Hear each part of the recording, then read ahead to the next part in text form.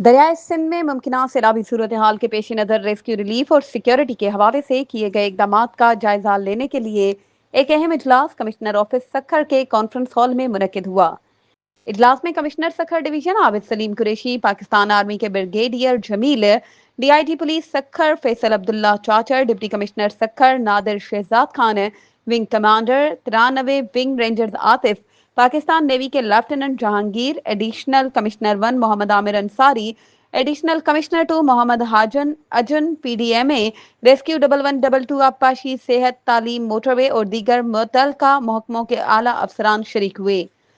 Commissioner Sukkur division Abid Saleem Qureshi ने इजलास को ब्रीफिंग देते हुए बताया कि डिवीजन के मुख्तलिफ हसास इलाकों में रेस्क्यू और रिलीफ के काम तेजी से जारी हैं, जबकि डिवीजन और जिले सतह पर कंट्रोल रूम कायम कर दिए गए हैं, जहां मुख्तलिफ महकमों के तरबियत याफ्ता अमले को तैनात किया गया है। कमिश्नर सक्खर आबिद सलीम कुरैशी ने मजीद बताया कि डिवीजन में मुतासरीन के लिए 70 से जायद रिलीफ कैंप्स कायम किए गए हैं। PDMA, नेवी और निजी शोबे के तावन से 200 से जायद कश्तियां तैयार रखी गई हैं, जबकि हंगामी सूरत हाल में 600 से जायद कश्तियों का भी इंतजाम मौजूद है। इसके अलावा PDMA की जानिब से सक्खर में एक वेयर हाउस कायम किया गया है, जहां टेंट, कश्तियां, लाइफ जैकेट्स और दीगर जरूरी सामान मौजूद हैं।